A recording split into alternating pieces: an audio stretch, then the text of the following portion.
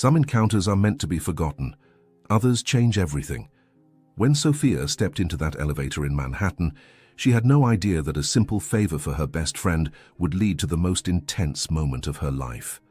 A power outage, a mysterious stranger, a kiss that would haunt her dreams.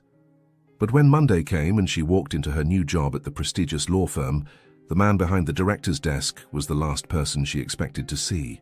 If this story has already made your heart race, please hit that like button, subscribe to the channel, and tell us in the comments, where are you listening to this story from? Your support is what keeps these emotional journeys alive. The Manhattan Commercial Building rose imposing against the grey October sky, its mirrored windows reflecting the lights of the city that never sleeps. Sophia adjusted her purse strap on her shoulder as she crossed the polished marble lobby, her heels echoing in a nervous rhythm that betrayed her anxiety. She shouldn't have been there. She had 1,000 things to sort out before starting her new job on Monday, but Rachel had begged with that desperate voice that only best friends can use without guilt. "Please, Soph, just drop off a flash drive on the 47th floor. I was on my way, but my car broke down, and I have a meeting in 20 minutes on the other side of town. You'd be saving my life."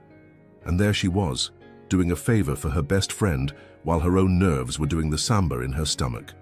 Hawthorne and Associates. Tomorrow, that would be her new professional home. The irony of being in the building next door, delivering documents for a competing firm, didn't go unnoticed. The elevator doors opened with a soft ding, and Sophia stepped in, pressing the button for the 47th floor.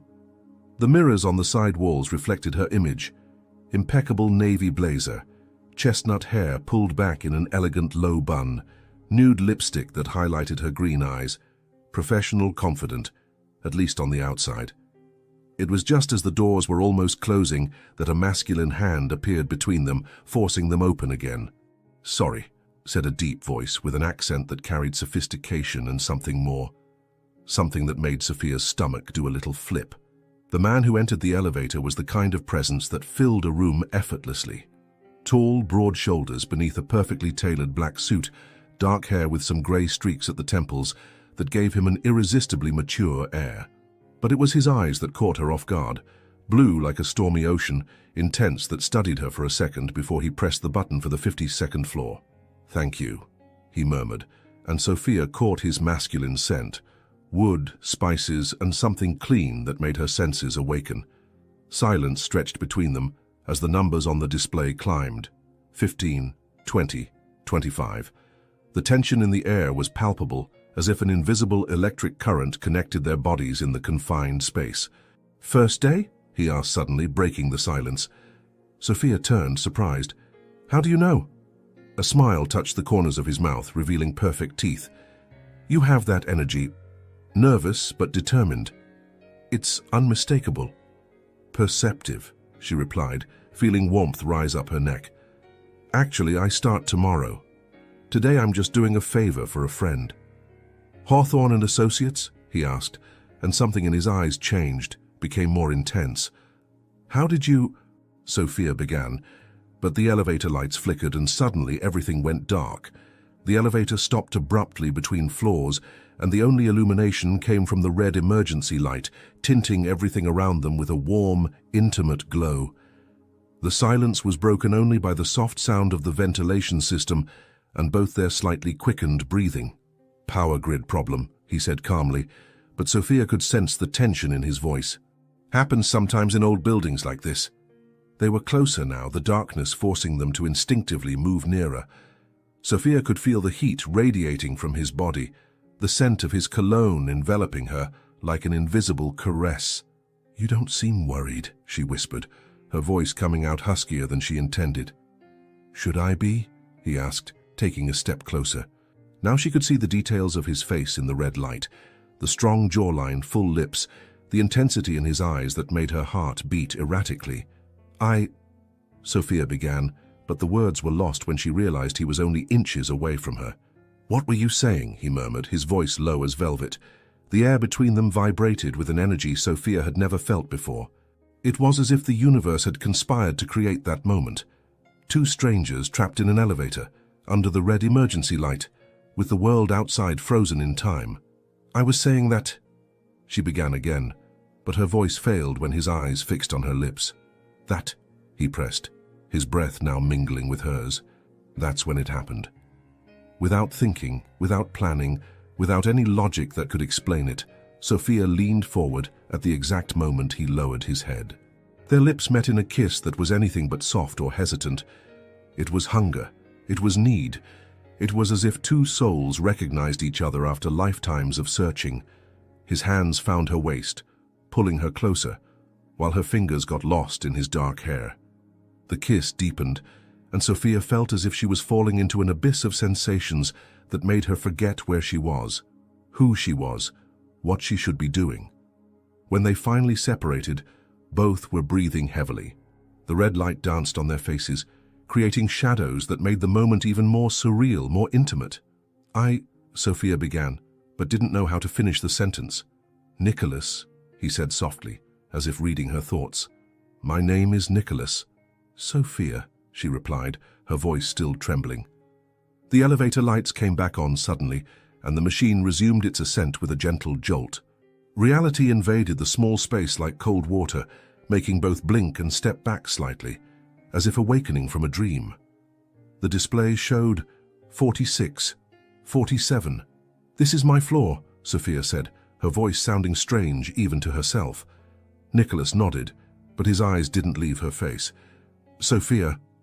The doors opened with the familiar ding, and she stepped out quickly, turning only when she was already in the hallway. That was, she began. Unexpected, he completed, and there was something in his eyes that made her heart skip. The doors began closing again, and Sophia saw the slow smile that spread across Nicholas's face before he disappeared from view. She stood in the hallway for long seconds, her fingers unconsciously touching her lips still warm from the kiss. Rachel's flash drive weighed in her purse like a reminder of the real world, but her mind was completely lost in what had just happened. A stranger named Nicholas, a kiss that made her forget her own name, and the disturbing feeling that her life had just taken a completely different turn from what she'd planned. As she walked toward the reception desk to make the delivery, one question echoed in her mind. How could a 5-minute encounter in an elevator feel like the beginning of everything? Monday arrived with the weight of new beginnings and the familiar anxiety that comes with first days. Sophia woke up 2 hours earlier than necessary, changed clothes 3 times and redid her makeup twice, desperately trying to erase Friday's memories from her mind. But it was useless. With every blink, she saw those stormy blue eyes. With every deep breath, she felt the ghost of that masculine cologne. With every touch to her lips, she relived the intensity of that kiss under the red light. Focus, Sophia, she murmured to herself in the bathroom mirror. It was just a moment. You'll probably never see him again. The Hawthorne and Associates building was even more imposing in the morning light, 32 floors of glass and steel that housed one of Manhattan's most prestigious law firms.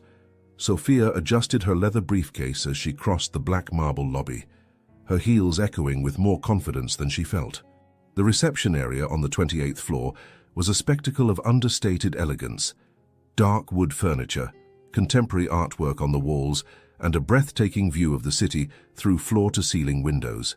Amanda, the receptionist, a middle-aged woman with a warm smile, greeted her. You must be Sophia. Welcome to the Hawthorne family, she said, extending her hand. Everyone's excited to meet you. Your references are impressive. Thank you. I'm very excited to start, Sophia replied, feeling some of the tension dissolve. I'll take you to meet the team, Amanda said, guiding her through elegant corridors. We have a small meeting at 9 to introduce our new lawyer and also our new legal director. Sophia's heart did a little jump. New director? Yes. Mr. Hawthorne's son finally agreed to take the position. He's been working in London for the past 5 years, but decided to come home. He's a brilliant lawyer. They say he has an exceptional legal mind. They passed a series of offices with glass doors, where lawyers were already working intensely, even though it was only 8 in the morning. Sophia waved to some colleagues who looked up, receiving encouraging smiles in return. This is the main conference room, Amanda said, opening double-polished wood doors. The meeting will be here in a few minutes. The room was impressive, a mahogany table long enough to seat 20 people. Italian leather chairs and an entire wall of windows offering a panoramic view of Manhattan. Sophia chose a seat in the middle of the table, far enough from the head to not seem presumptuous, but not so far as to appear insecure. Other lawyers began arriving. Fernanda, a sharp-looking Latina woman with a competitive smile, sat beside her. "So you're the famous Sophia Martinez," she said, extending her hand. "I've heard a lot about you. Harvard law experience in international corporate law is impressive. Thank you, I'm eager to contribute to the team." "I hope you're prepared for the pace," Fernanda continued, her eyes gleaming with a mixture of curiosity and challenge. Hawthorne isn't a place for the faint of heart. Before Sophia could respond, the door opened and Mr. Hawthorne entered. An imposing man in his early 60s, perfectly styled grey hair, and a suit that probably cost more than many people's monthly salary. "Good morning, everyone," his voice filled the room with natural authority. "Today is a special day for our firm. Not only do we have the pleasure of welcoming Sophia Martinez, who will be joining our international corporate law department." Sophia smiled and waved slightly, feeling all eyes turn to her. "But we also have the honor of finally introducing my son, who will assume the position of legal director, after years of convincing me that New York isn't as good as London." Polite laughter echoed through the room as Mr. Hawthorne headed to the door. "Nicholas, come in and meet your new team." Sophia's world stopped. The conversations around the table became a distant hum. Her heart raced so hard she was sure everyone could hear it. Her hands became cold and clammy at the same time. Nicholas entered the room with the same magnetic presence that had filled that elevator on Friday. Perfectly tailored navy suit, the same strong jawline, the same blue eyes that now found hers across the table with an expression of shock mirroring exactly what she felt. "Everyone, this is my son, Nicholas Hawthorne," Mr. Hawthorne continued, oblivious to the electric tension that had settled in the room. "Nicholas, these are the lawyers who will be working directly with you." Nicholas recovered first, his professional expression sliding over the shock like a well-rehearsed mask. "It's a pleasure to meet all of you," he said, his voice controlled, but Sophia detected the slight hoarseness she remembered so well. His eyes moved around the table, greeting each person with a nod, until they reached her. For a moment that felt like an eternity.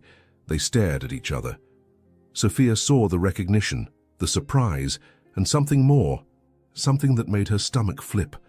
"And you must be Sophia Martinez," he said, extending his hand. "I've heard a lot about your qualifications." Sophia stood on legs that felt like they didn't belong to her and extended her hand. When his fingers touched hers, it was as if an electric current ran through her entire arm. For a second, he squeezed her hand a little tighter, a little longer than appropriate. "Mr. Hawthorne," she managed to say, her voice surprisingly steady, "it's an honor to work under your leadership. I'm sure we'll work very well together," he replied, and there was something in his eyes that made the words sound like both a promise and a threat. "Nicholas will be reviewing all ongoing cases and implementing new strategies," Mr. Hawthorne continued. "I expect everyone to cooperate fully and share their knowledge." While the meeting continued with discussions about policies and procedures, Sophia could barely concentrate. Her mind was a whirlwind of confused thoughts. The man she had kissed with desperate passion in an elevator on Friday was now her boss. Not just her boss, but the owner's son. Fernanda, beside her, whispered, "God, he's even more handsome in person. Too bad he's our boss, right?" Sophia could only nod, trying to appear casual while inside she felt like she was in free fall. When the meeting ended, everyone began getting up and leaving. Nicholas approached her chair as she gathered her papers with slightly trembling hands.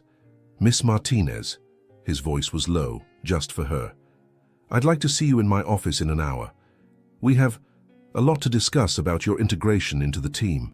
Sophia looked up, meeting those blue eyes that had haunted her dreams. "Of course, Mr. Hawthorne. I'll be there." He walked away, but not before whispering so low that only she could hear. "1 hour, Sophia. And this time the doors won't open so easily." As he left the room, Sophia stood there, her heart beating erratically. The man from the elevator was now her boss. The kiss that should have been forgotten now stood between them like an incendiary secret. And in 1 hour, they would be alone again. The weeks that followed were a careful dance between desire and professionalism. every exchange glance loaded with meaning, every professional conversation echoing with subtexts that only they understood. Sophia discovered that working under Nicholas's supervision was simultaneously the most stimulating and torturous experience of her career. During the day, they maintained an impeccable facade. Nicholas was the demanding but fair director, and Sophia the dedicated and competent lawyer. In meetings, their legal opinions complemented each other with a harmony that impressed colleagues, but which was born from a connection much deeper than anyone could imagine.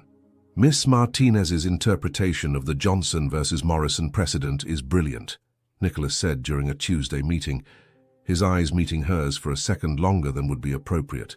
This approach could revolutionize our strategy for similar cases. Fernanda, sitting across the table, watched with growing interest. You two really work well together. It's like you read each other's minds. Sophia felt heat rise up her neck, but kept her voice steady. Mr. Hawthorne has a strategic vision that makes understanding the objectives easier. Modesty, Nicholas replied, and there was something in his tone that made her stomach flip. Your ability to anticipate case needs is exceptional. It was Amanda who inadvertently created the first secret communication system between them. On Thursday, she placed a report on Sophia's desk with a yellow sticky note. Mr. Hawthorne needs to review. Urgent. On Friday, Sophia found another sticky note, this time with Nicholas's unmistakable handwriting. Need to discuss Morrison case details. File in my office at 6 p.m. N. When Sophia arrived at his office at 6, the floor was practically empty. Golden late afternoon light streamed through the floor-to-ceiling windows, creating golden patterns on the Persian rug. Nicholas stood before the window, hands in his pockets, contemplating the city view. You came, he said without turning around. You knew I would, she replied, closing the door behind her. He turned slowly, and Sophia saw in his eyes the same intensity she had felt in the elevator weeks ago. Sophia, we need to talk about what's happening between us.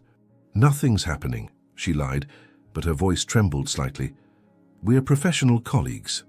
Are we? He asked, taking a step toward her. Then why does my heart race every time you enter the room? Why do I lose concentration when you speak in meetings? Why do I dream about you every night since that Friday? Sophia felt her legs grow weak. Nicholas, we can't.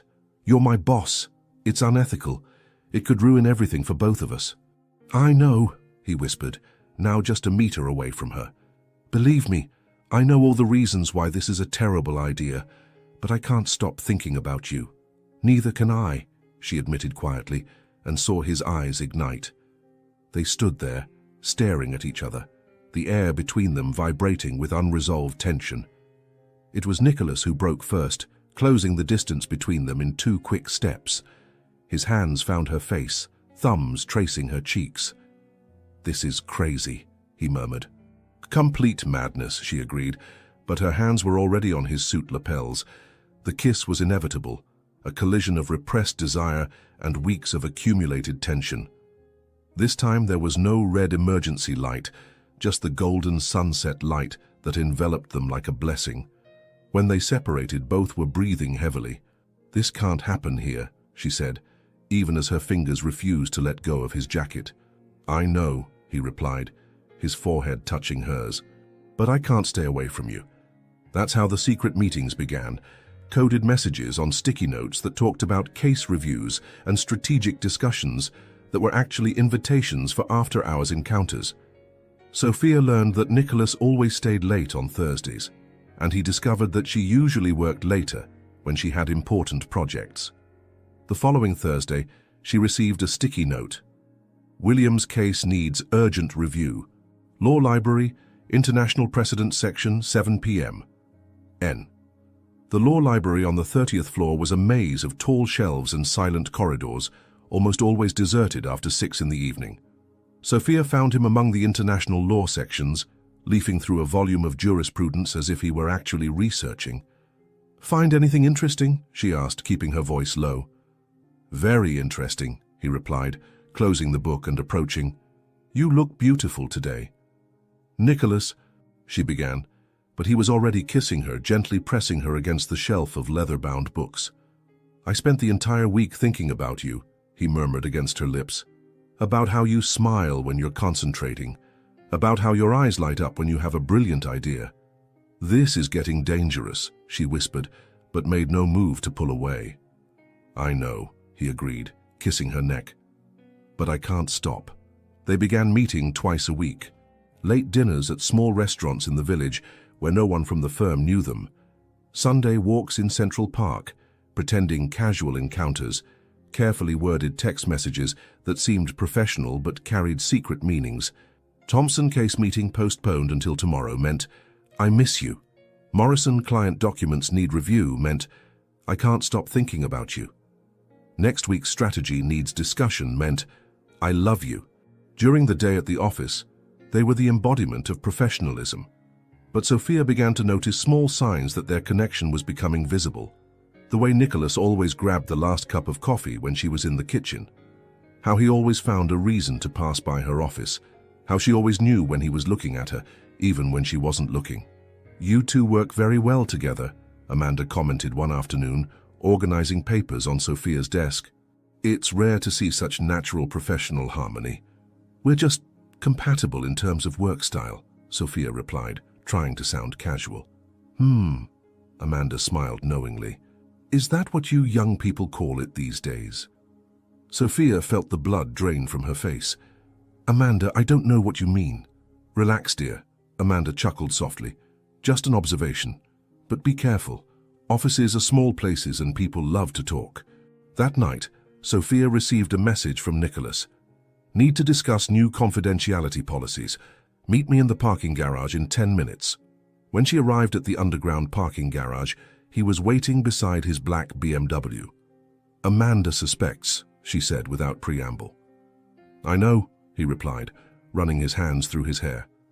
Fernanda also made a comment today about our professional chemistry. This is getting too risky. Sophia, he approached, taking her hands. I don't care about the risk. But you should, she said, though she made no move to pull away. Your career, your family, the company, none of that matters if I can't have you, he said intensely. These past months have been the best of my life. Not because I came back to New York or took the position at the company, because I found you. Sophia felt her heart race. Nicholas, I love you, he said, the words echoing in the empty parking garage. I know it's complicated, I know it's risky, but I love you, Sophia. Before she could respond, the sound of footsteps echoed through the parking garage. They quickly stepped apart, pretending a professional conversation as another lawyer passed on his way to his car. When they were alone again, Sophia looked into his eyes and saw everything she felt reflected there. Love, desire, fear, and the terrifying certainty that there was no going back.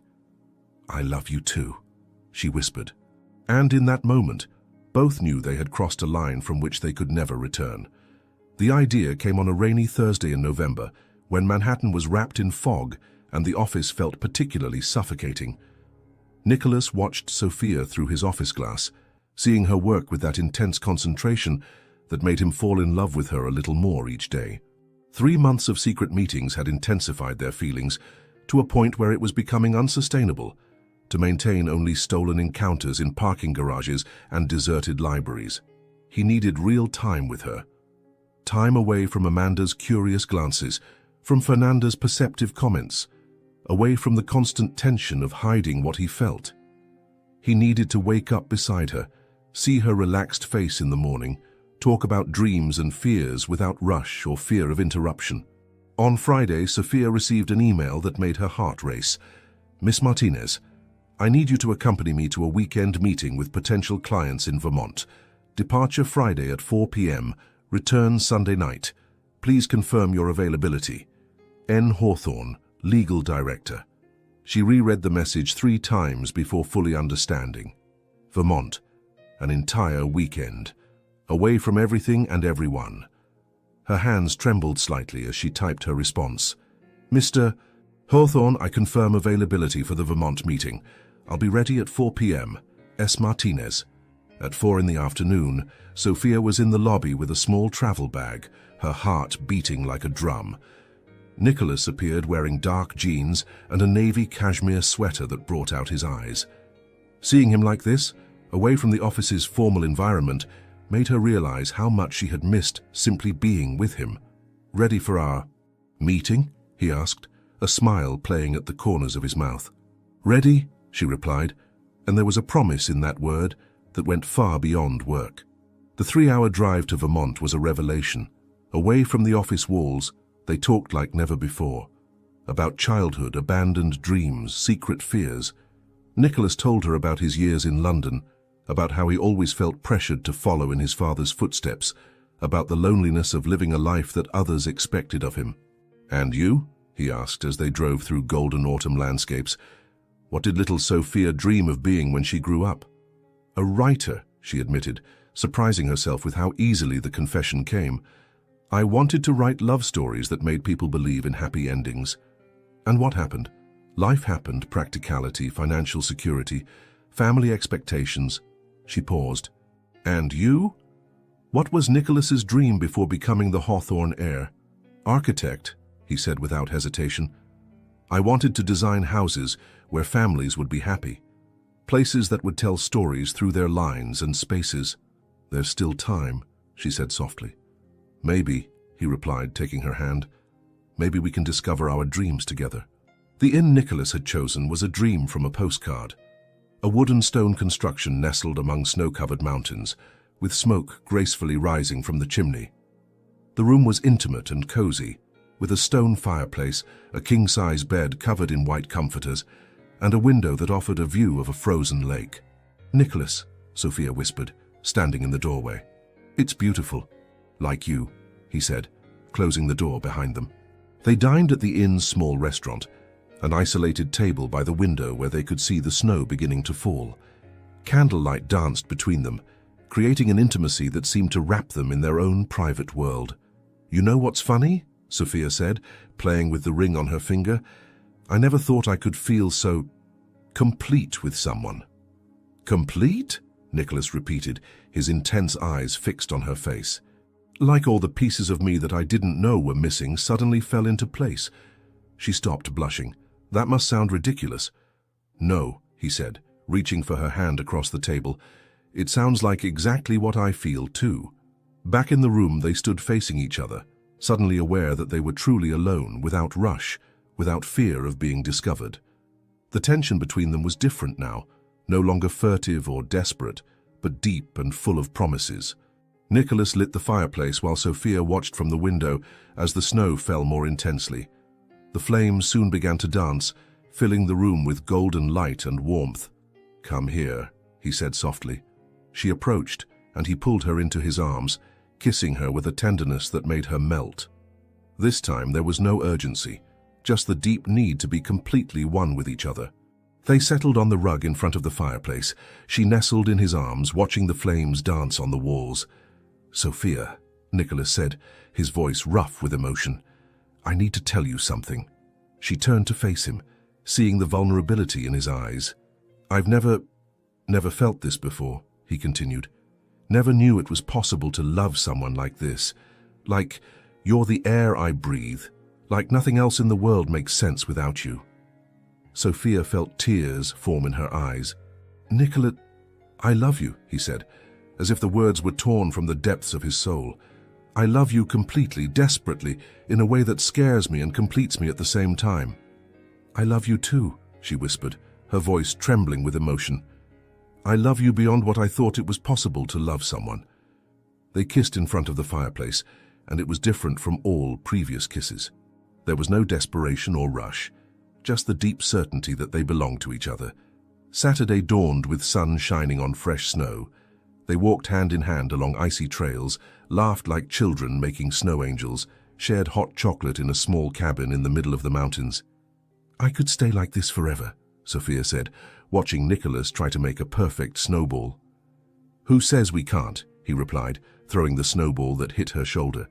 She laughed, grabbing handfuls of snow for retaliation, and soon they were running through the snowy field, laughing until they were breathless.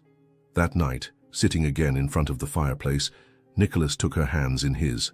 "Sophia, I know our situation is complicated. I know there are obstacles, risks, people who might not understand. But I want to face all of that with you. What are you saying? I'm saying I don't want to hide anymore. Not from ourselves, not from our feelings. We'll find a way to make this work. Sophia looked into his eyes and saw her own determination reflected there. Together? Together, he confirmed, kissing her forehead. Whatever happens. When Sunday came, both knew they were returning to New York as different people. They were no longer two individuals fighting against an inconvenient attraction. They were two people deeply in love, ready to face anything the world put in their path. But neither could imagine that the test of their determination would come much sooner than they expected. The Monday following the Vermont weekend brought a sense of renewal for Sophia. She arrived at the office with a smile she couldn't completely hide, her hair still carrying the soft scent of the perfume Nicholas had bought her at a small shop in town. Every glance exchanged with him during morning meetings was loaded with intimate memories and promises whispered in front of the fireplace. It was as if the world had gained more vivid colors. Even Fernanda commented on her special glow while they reviewed contracts in the smaller conference room. "You look different," Fernanda said, studying Sophia's face with curiosity. "More radiant. Vermont was good for you?" "It was productive," Sophia replied, trying to keep her voice neutral, but feeling heat rise up her neck. "Ah, yes, the famous weekend meeting," Fernanda laughed. "Nicholas came back with different energy too. You must have closed a very good deal." Before Sophia could respond, Amanda appeared in the doorway with a strange expression on her face. "Sophia, Mr. Hawthorne would like to see you in his office. Now." There was something in Amanda's tone that made Sophia's stomach contract. It wasn't the usual tone of, "The boss wants to talk to you." It was more tense, more formal. "Of course," Sophia said, gathering her papers. "Anything specific?" Amanda just shook her head, but her eyes carried a mixture of concern and pity. Mr. Hawthorne's office was on the executive floor, an imposing space with a panoramic view of Manhattan and furniture that cost more than most people's annual salary. Sophia knocked on the polished mahogany door and heard the deep voice inviting her to enter. Mr. Hawthorne sat behind his executive desk, hands intertwined, his face a mask of professional seriousness. But there was something in his eyes that made Sophia's blood freeze. "Sit down, Miss Martinez," he said, gesturing to the leather chair in front of the desk. Sophia sat, trying to maintain composure, but feeling as if she were about to face a firing squad. "Mr. Hawthorne, if this is about the Morrison case, I can explain the strategy that—" "It's not about the Morrison case," he interrupted, his voice cutting. "It's about you and my son." Sophia's world stopped. Every muscle in her body tensed, and she felt as if the air had been sucked out of the office. "Sir?" Mr. Hawthorne turned his computer monitor so she could see. On the screen was a black and white video, clearly from a security camera. Sophia immediately recognized it. It was the elevator in the building where she had delivered Rachel's flash drive, the elevator where it had all begun. Her heart stopped completely when she saw two figures on the screen, herself and Nicholas weeks ago, under the red emergency light. The video captured everything: the growing tension, the approach, the passionate kiss that had changed her life. "I received this by email this morning," Mr. Hawthorne said, his voice icy, "from an anonymous sender. Imagine my surprise to discover that my newest lawyer and my son apparently already knew each other before she was hired." Sophia couldn't speak. Her throat had closed completely, and she felt as if she were falling into an endless abyss. "Are you going to explain to me what exactly is happening here?" Mr. Hawthorne continued. "Because, from my perspective, this looks like a serious violation of professional ethics. Did you lie in your interview? Did you omit relevant information about your connection with my son?" I... Sophia tried to form words, but her mind was in total panic. "Because if you think you can use a personal connection with Nicholas to advance your career, or if you imagine you can manipulate the Hawthorne family situation for your own ends—" "That's not it!" Sophia finally exploded, finding her voice. "It wasn't planned. I didn't even know who he was. So you admit there's something between you two?" Before Sophia could respond, the office door burst open. Nicholas entered like a hurricane, his face a mixture of anger and determination. "Dad, we need to talk," he said, not even looking at Sophia initially. "Nicholas, you can see I'm in the middle of an important meeting with the woman I love," Nicholas said firmly, finally looking at Sophia with an expression that mixed apologies and determination. "And if you have a problem with that, you should be discussing it with me, not with her." Mr. Hawthorne slowly stood up, his face turning red. "What did you just say?" "I said I love Sophia Martinez," Nicholas repeated, moving to stand beside her chair. "And before you start with accusations of unethical behavior or manipulation, let me clarify the facts." Sophia looked at Nicholas with a mixture of terror and admiration. He was literally putting himself between her and his father's wrath. "What you see in that video happened weeks before Sophia was hired," Nicholas continued, his voice steady. "It was a completely chance encounter. She was doing a favor for a friend. I was returning from a meeting. We got stuck in the elevator due to an electrical failure. And you decided to get to know each other better?" Mr. Hawthorne asked sarcastically. "We decided to be human," Nicholas replied. "Yes, there was immediate attraction. Yes, we kissed, but neither of us knew about the professional connection that would exist later." "And when you found out?" Nicholas looked at Sophia, and she saw all the love he felt for her reflected in his eyes. "We tried to keep our distance. We tried to be just professional, but we couldn't. Because," he continued, turning to his father, "when you find the person you love, when you find someone who completes you in a way you didn't even know was possible, you don't just give up." The silence in the office was deafening. Mr. Hawthorne looked between Nicholas and Sophia, his expression unreadable. "You're telling me," he said slowly, "that you compromised this company's integrity, put our reputation at risk for an office romance." "I'm telling you I fell in love," Nicholas said simply, "and that Sophia is the best lawyer this company has ever had. Her work speaks for itself, and any insinuation that she got this job through personal connections is not only false, but insulting." Mr. Hawthorne sat heavily in his chair, running his hands over his face. "And now," he asked, "what do you two intend to do? Because someone out there knows about you two, someone who decided to share this information with me. And if it reached me, it can reach others." Nicholas took Sophia's hand, intertwining his fingers with hers. "Now," he said, "we stop hiding." Sophia felt her heart race. They were really doing this. They were really coming clean about everything, in front of Nicholas's father, facing the possibility of losing everything. But when she looked into Nicholas's eyes, she saw the same determination she had seen in front of the fireplace in Vermont. And she knew that whatever happened, they would face it together. The only question that remained was, who had sent that video and what else did they plan to do? The decision was made that same afternoon, after hours of tense discussions in Mr. Hawthorne's office. The family patriarch, after recovering from the initial shock, had shown a business wisdom that Sophia hadn't expected. Instead of firing someone or creating a bigger scandal, he opted for controlled transparency. "If you're going to own this," he had said, adjusting his tie with a resigned sigh, "then we're going to do it the right way. No whispers in the hallways or speculation. A general meeting, everything out in the open, and we establish the ground rules." On Wednesday morning, all Hawthorne and Associates employees received an urgent email. "Mandatory general meeting, main auditorium, 10 a.m., management." The buzz started immediately. General meetings only happened for important announcements, major acquisitions, structural changes, or crises that needed to be addressed. Fernanda appeared in Sophia's office with eyes gleaming with curiosity. "Do you have any idea what this is?" she asked, perching on the edge of the desk. Amanda said she's never seen Mr. Hawthorne so contemplative. Sophia tried to maintain a neutral expression, but felt her stomach churning. "I have no idea." Fernanda studied her. "You look nervous. And where's Nicholas?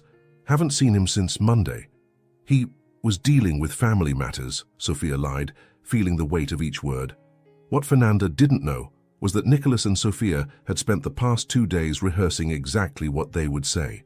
They knew they would have only one chance to control the narrative, to transform what could be a devastating scandal into something the company could accept and respect. At 10 o'clock sharp, the company auditorium was packed. All 127 Hawthorne and Associates employees were present, from senior lawyers to the newest interns. The air vibrated with speculation and nervousness. Mr. Hawthorne took the stage with his usual imposing presence, but Sophia noticed a tension in his shoulders that wasn't there before. Behind him, Nicholas waited, impeccably dressed in a dark blue suit, but with an expression that mixed determination and vulnerability. "Good morning, everyone," Mr. Hawthorne began, his voice echoing through the silent auditorium. "Thank you for attending this last-minute meeting. We have an unusual situation to address today." Low murmurs rippled through the audience. Sophia, sitting in the third row next to Fernanda, felt her heart beating so loudly she was sure everyone could hear it. "As you know, values like integrity, transparency, and professional ethics are the pillars of this company," Mr. Hawthorne continued. "When situations arise that might compromise these values, we believe in facing them head-on." Amanda, in the front row, was practically on the edge of her seat. Other employees leaned forward, trying to catch every nuance of the speech. "Therefore," Mr. Hawthorne said, making a dramatic pause, "I'm going to turn this over to my son, Nicholas, who has something important to share with all of you." The silence that followed was so thick it seemed physical.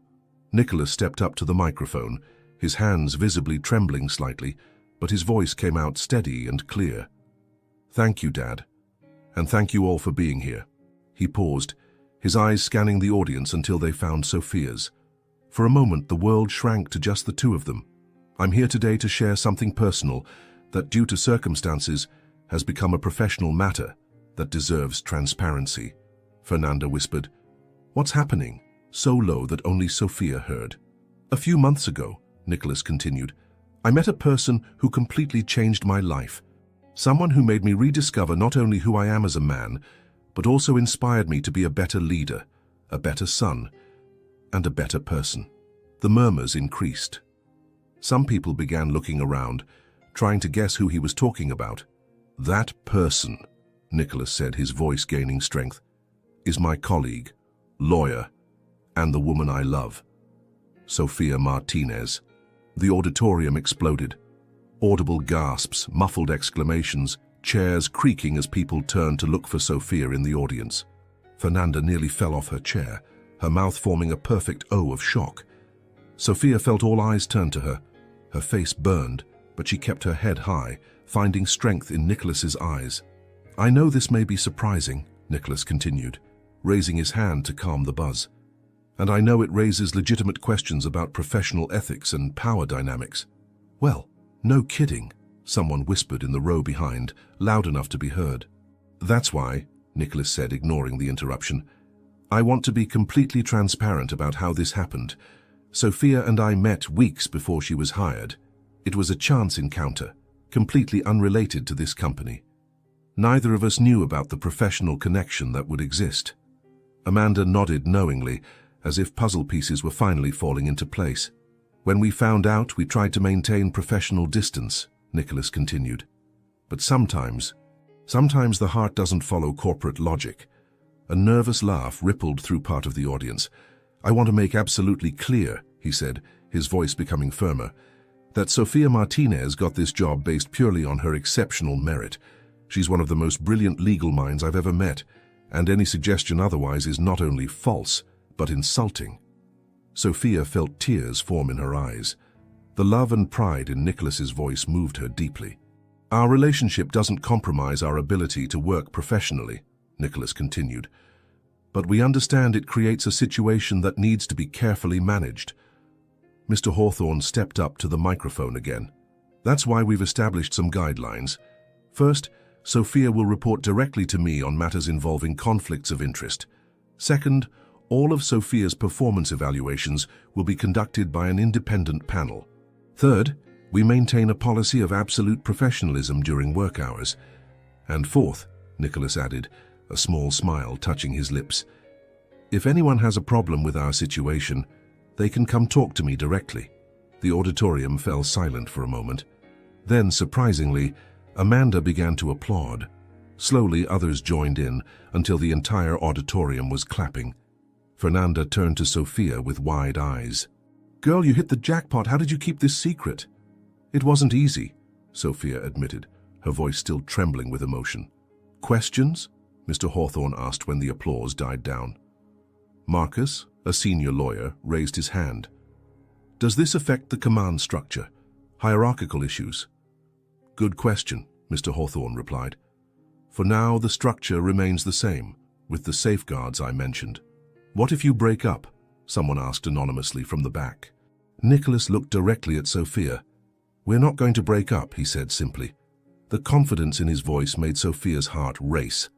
When the meeting ended, Sophia was surrounded by colleagues. Most were genuinely happy, some curious, others clearly shocked. But as the minutes passed, she realized the general reaction was much more positive than she had feared. So that's what was happening, Amanda said, hugging her. I knew there was something. You two practically radiated chemistry. Fernanda shook her head, still in a state of shock. And here I was thinking you were being discreet about some casual romance.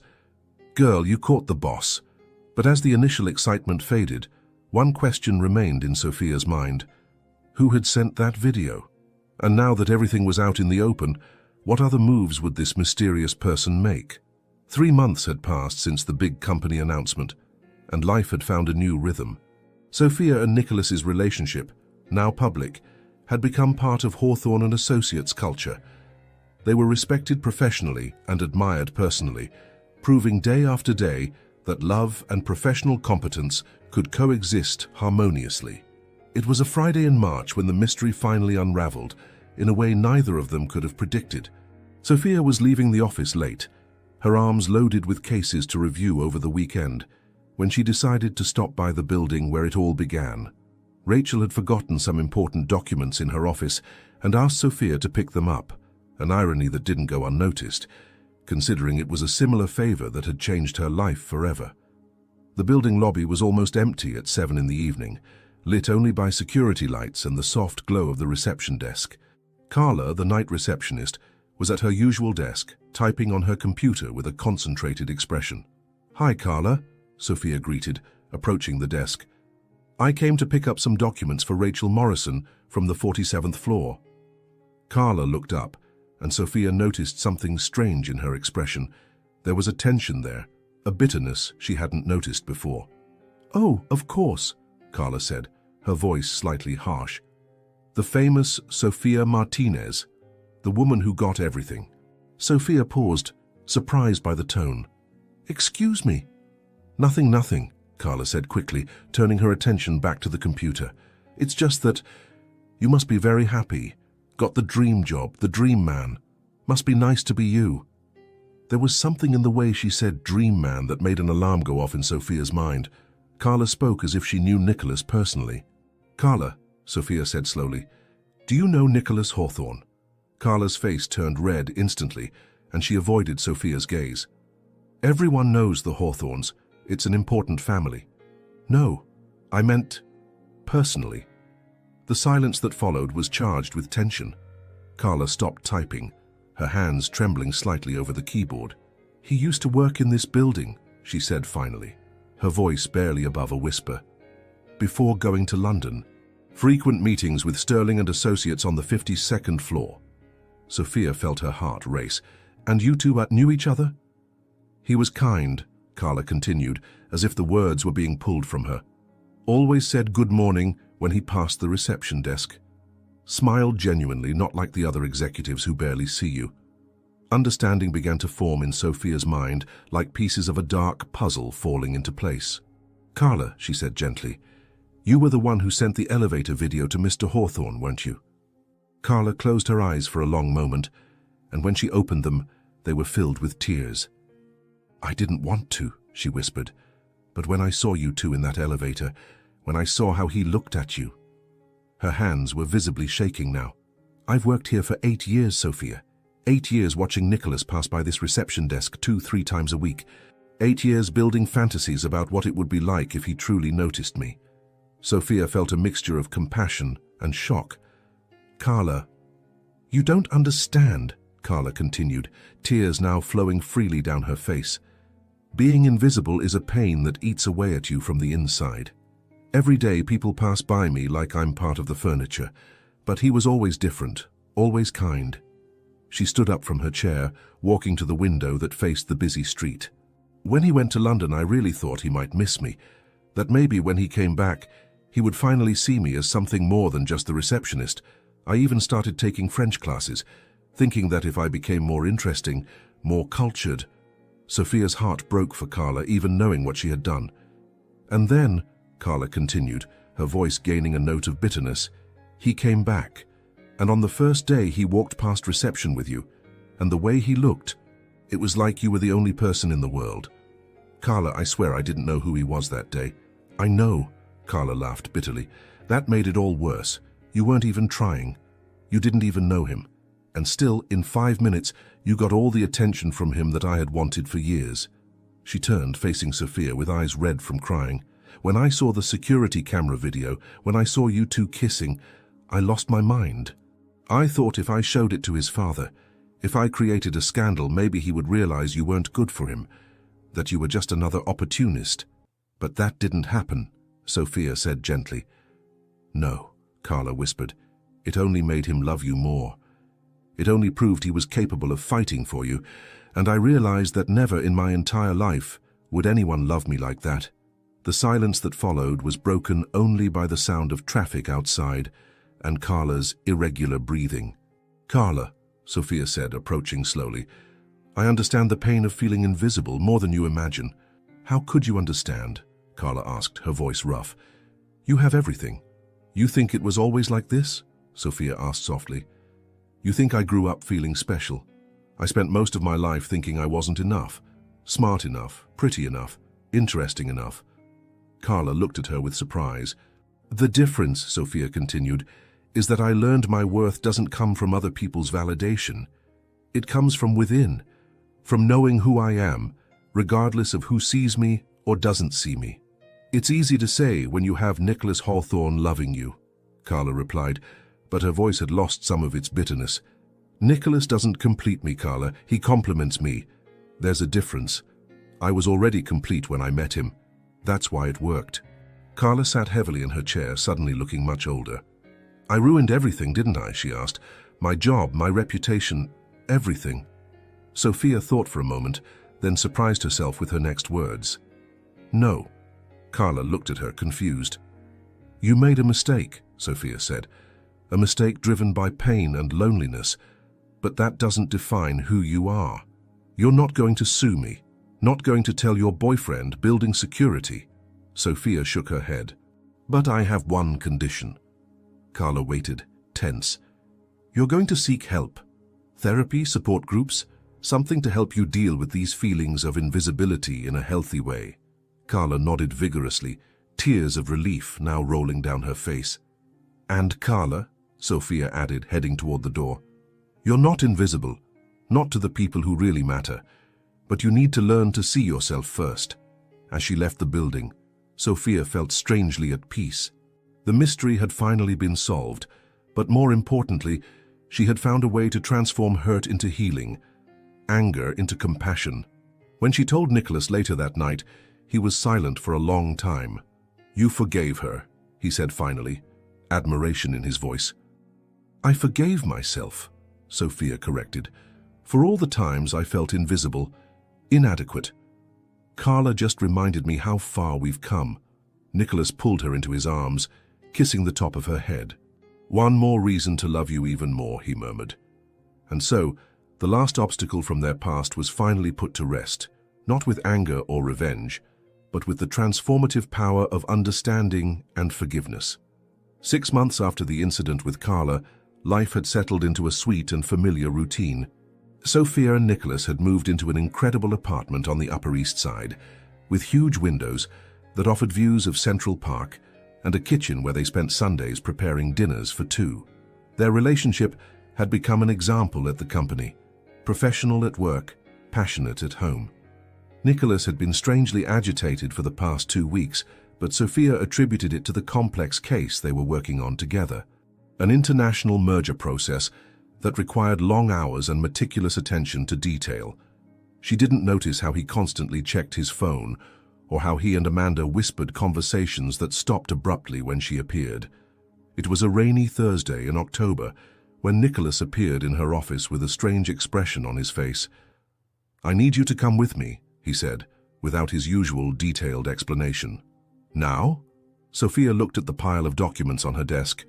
Nicholas, I have to finish these contracts before... Now, he repeated. But there was something in his eyes that made her stop. Nervousness, anticipation. Please, Soph, it's important. She saved her work and grabbed her purse, curious about the sudden urgency. Nicholas guided her through the office, but instead of heading to the main elevator, he led her in the opposite direction. Where are we going? She asked, but he just smiled mysteriously. They left the building and walked 2 blocks to a familiar building, the same one where it all began. Sophia stopped abruptly on the sidewalk. Nicholas, what are we doing here? Trust, he said simply, extending his hand to her. Do you trust me? Of course I trust you, she replied, but her heart began to race for reasons she couldn't explain. The lobby was exactly as she remembered, polished marble, soft lights, and Carla behind the reception desk. When she saw them, Carla smiled genuinely, a smile Sophia had learned to recognize as real during the conversations they'd had over the past few weeks. Good luck, Carla whispered as they passed her, and Sophia saw tears of happiness in her eyes. Carla knows what's happening, Sophia asked, but Nicholas was already leading her toward the elevators. When the doors opened, Sophia immediately recognized it. It was the same elevator. Not just the same model, but the exact same elevator where their lives had intertwined almost a year ago. Nicholas, she began, but he had already pressed the button for the top floor. Remember the first time we were here? He asked, his voice softer than usual. Like it was yesterday, she replied, looking around the space that had become so significant in their lives. But why? The lights flickered. The elevator stopped abruptly between floors. The red emergency light came on, bathing everything in the same intimate, warm light that Sophia remembered so vividly. Nicholas, she exclaimed, but when she turned to him, she saw he was smiling calmly. What? How? This is intentional. Maybe, he said, and there was mischief in his eyes that made her heart race even more. You planned this? You made the elevator stop on purpose? Let's say I have some contacts in the maintenance department, he admitted, taking a step closer to her. And that I wanted to recreate the exact moment where my life changed forever. Sophia felt tears form in her eyes. Nicholas, you know what I'm about to do, don't you? He asked softly, and that's when she saw it. He had a small, dark blue velvet box in his hands. The world stopped, completely. Oh my God, she whispered, her hands flying to cover her mouth. Nicholas knelt on the elevator floor, exactly where they had kissed for the first time, under the same red light that had witnessed the beginning of everything. Sophia Martinez, he said, his voice trembling slightly with emotion. When I entered this elevator almost a year ago, I was lost. I was living a life that others expected of me, following a path I had never truly chosen. He opened the box, revealing the most beautiful ring Sophia had ever seen. A classic solitaire that captured and reflected the red emergency light like small dancing flames. And then you entered my life, he continued, literally. And suddenly, everything made sense. Every decision I had made, every path I had followed, brought me to that moment, to you. Tears were flowing freely down Sophia's face now. You taught me that loving isn't just finding someone who completes you, but finding someone who inspires you to be the best version of yourself. You made me want to be the man who deserves your love. Nicholas, she whispered, her voice broken with emotion. Sophia, my love, my partner, my best friend, he said, holding the ring with one hand and taking her hand with the other. Will you marry me?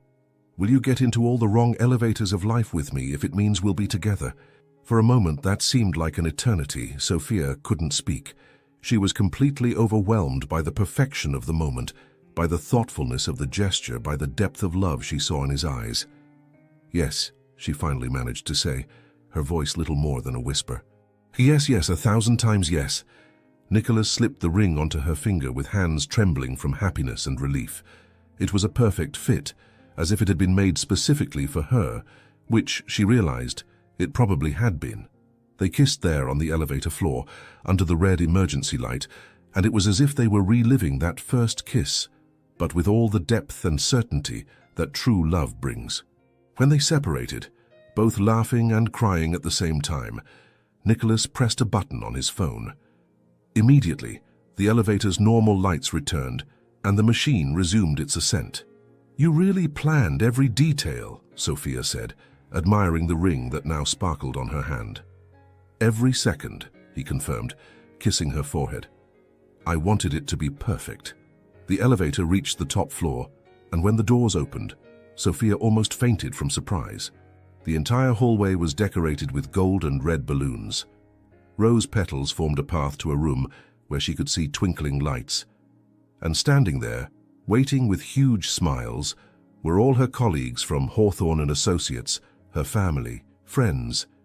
Even Rachel was there, holding a bouquet of flowers. "Surprise!" everyone shouted when she appeared, and Sophia realized that Nicholas had planned not just the proposal, but a complete engagement party. Amanda approached with tears in her eyes. "Honey, we couldn't keep it a secret. We're so happy for you." Fernanda appeared beside her, practically bouncing with excitement. "Show us the ring! Show us the ring!" As Sophia extended her hand, hearing gasps of admiration and feeling hugs and congratulatory kisses, she looked at Nicholas. He stood a little apart, watching her with an expression of pure adoration. "How did you manage to organize all this?" she asked when she finally managed to reach him. "Love," he said, pulling her into his arms.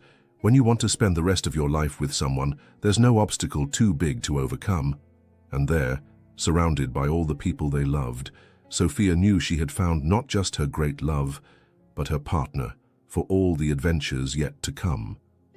The elevator where it all began had become the stage where their forever officially started. The wedding took place on a golden spring morning in Central Park, under an archway of white and pink flowers that looked like something out of a fairy tale. Sophia walked down the improvised aisle between the chairs, wearing the dress of her dreams, a classic French lace design that elegantly accentuated every curve, while Nicholas waited for her at the altar with tears of happiness in his eyes. "Do you take this woman to be your lawful wife?" the judge asked, and Nicholas's answer echoed clear and firm. "I do, forever and always." When they finally kissed as husband and wife, the applause from the 150 guests mixed with the sound of birds singing in the trees, as if even nature was celebrating their union.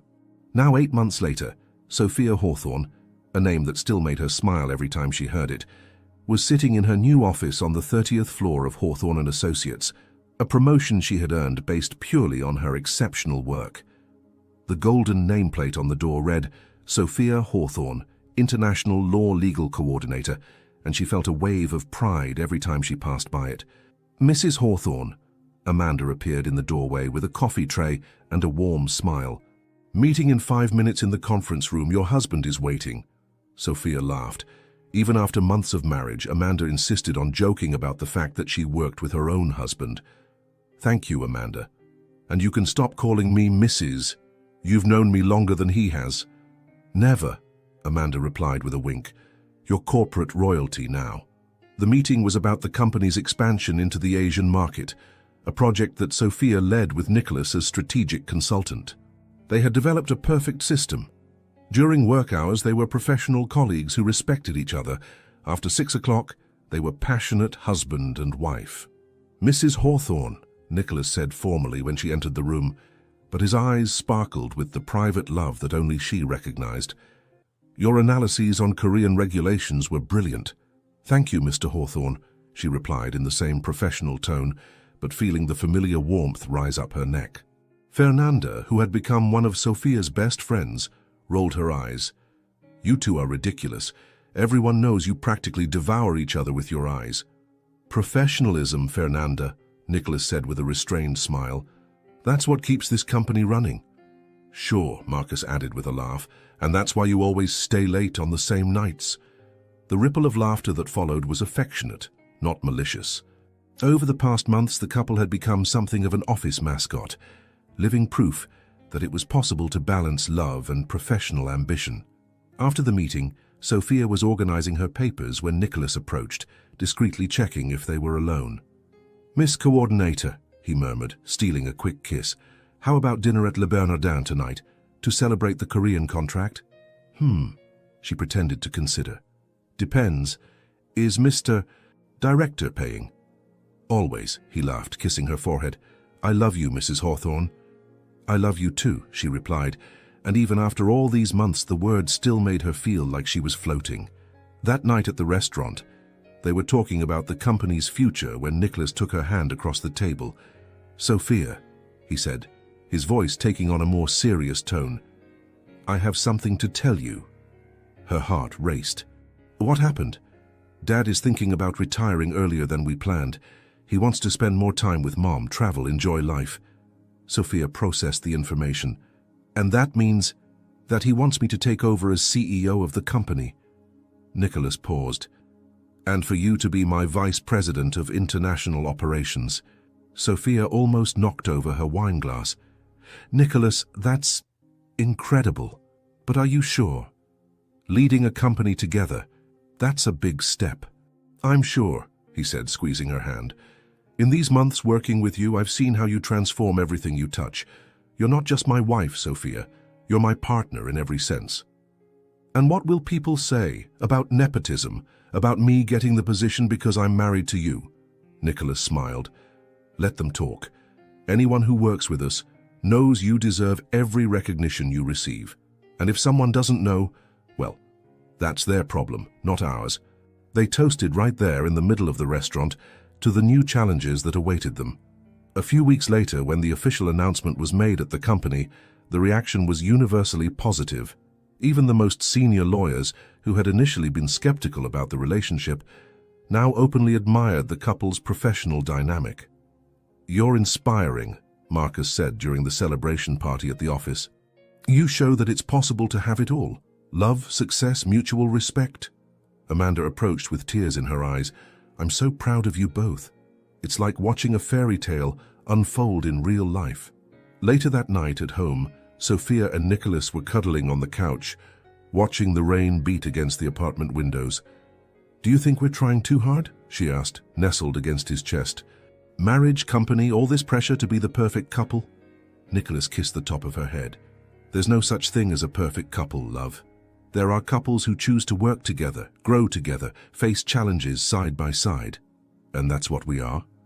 That's what we choose to be every day," he replied. "When I wake up in the morning and see you beside me, when I see you shine in a meeting, when we disagree about some strategy and find a solution together, when you remind me of who I really am when the corporate world tries to make me forget."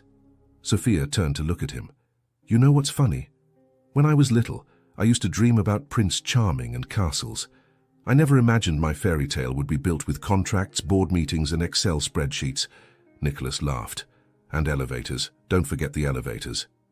"I could never forget the elevators," she smiled, remembering how it all began. "They're our trademark." "Speaking of trademarks," Nicholas said, with that mischievous tone she had learned to recognize, "what do you think about maybe expanding our family, creating a new generation of Hawthorns?" Sophia felt her heart race. They had talked about children before, but always as something distant, future. "Are you saying—" "I'm saying I want everything with you, Sophia. Company, home, children, adventures, challenges, everything." She kissed him deeply, feeling like her heart might explode with happiness. "Then let's create our own dynasty," she murmured against his lips. "A dynasty of love, success, and malfunctioning elevators." "The best dynasty of all," he agreed. And there, embraced on the couch while the rain sang a soft song against the windows, Sophia knew she had found not just her great love, but her partner to build an empire of realized dreams. The future had never seemed so bright, so full of infinite possibilities they would explore together, hand in hand, heart to heart. A year and a half later, CEO Sophia Hawthorne's office was a perfect reflection of her life, elegant, functional, and filled with personal details that told the story of a woman who had achieved everything without losing her essence. Photos of her and Nicholas from travels around the world decorated a shelf, alongside professional awards and a small plant he had given her as a gift on her first day as CEO. But the centerpiece of the decoration was a framed picture of the elevator where it all began, accompanied by a golden plaque. Sometimes the right path starts with the wrong elevator. Sophia was in her 38th week of pregnancy, her round and prominent belly making her need to sit a little farther from her desk to work comfortably. She had insisted on working until the last possible week, personally supervising the company's successful expansion into 3 new Asian countries. Mrs. CEO, Nicholas appeared in the doorway, using the title with the same playful tone he'd used since she had taken command of the company 6 months ago. How are the 2 most important women in my life feeling today? Sophia looked up from the report she was reviewing, one hand automatically moving to caress her belly. Isabella is restless today. I think she inherited your impatience. My impatience? Nicholas approached, kissing her forehead before kneeling to talk to her belly. Hello, little princess. Daddy here. Can you give Mommy a break? She's trying to run an empire here.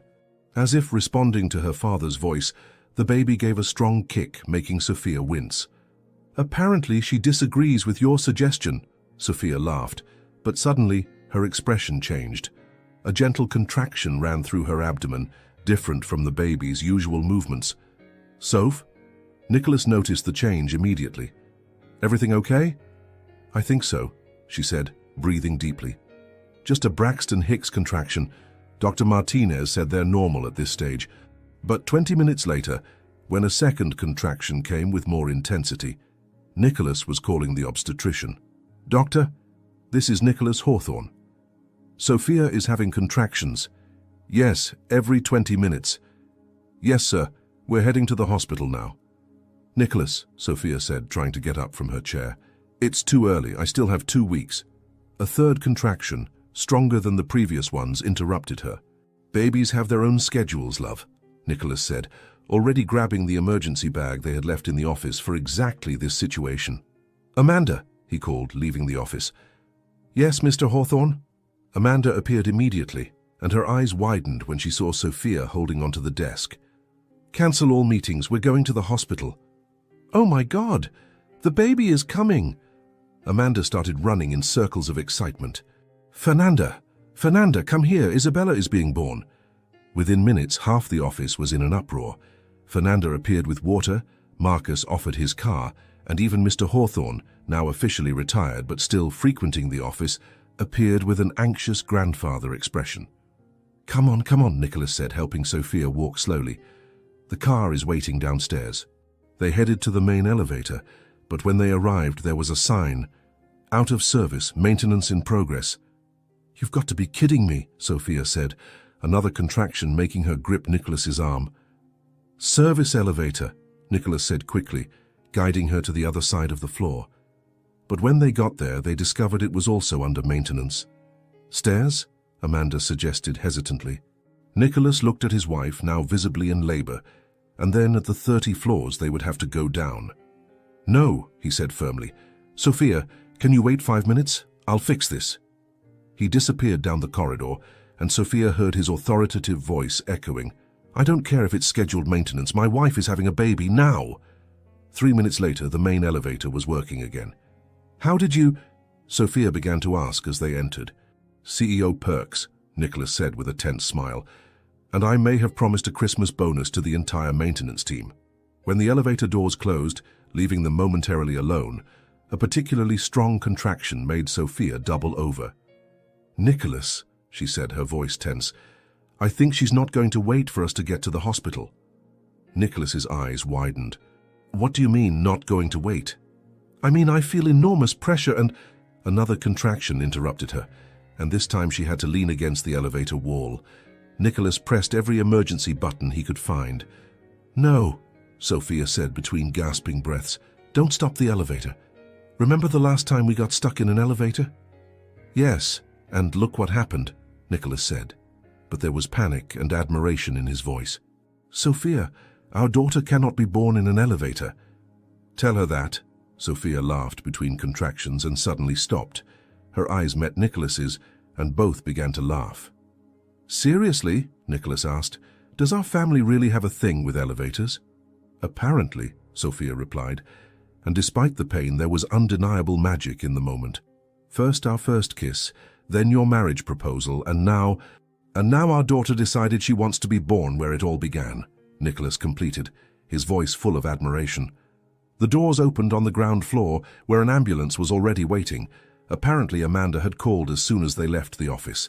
Just in time, the paramedic said, helping Sophia lie down on the stretcher. How are you feeling, ma'am?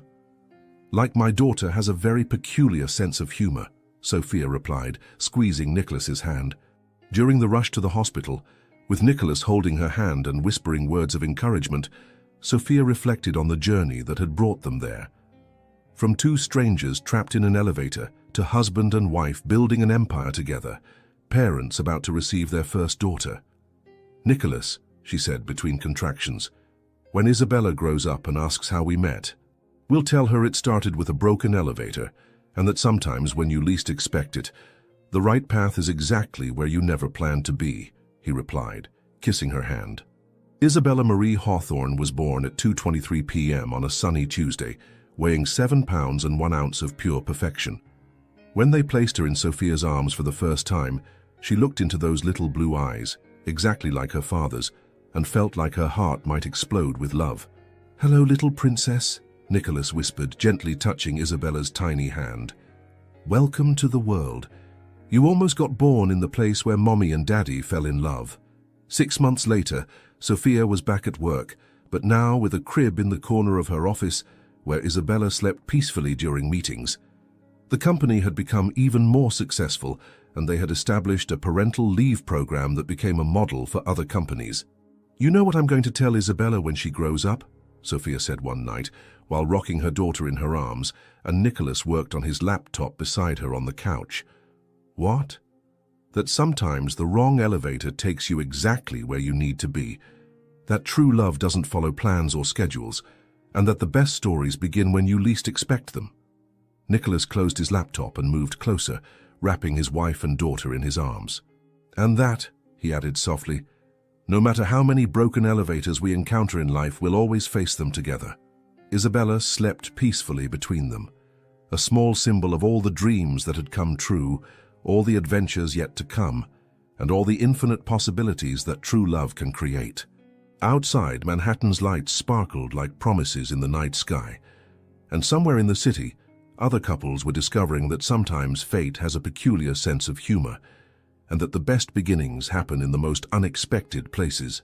And so, Sophia discovered that sometimes the best destinations aren't found on the maps we plan, but in the unexpected detours that the heart leads us to take. She had entered that elevator as an anxious young lawyer, and emerged as a woman who knew that true love doesn't follow scripts. It creates its own. Because maybe, in the end, we're all looking for that wrong elevator that takes us exactly where we were always meant to be. And you? Have you had your wrong elevator moment that changed everything?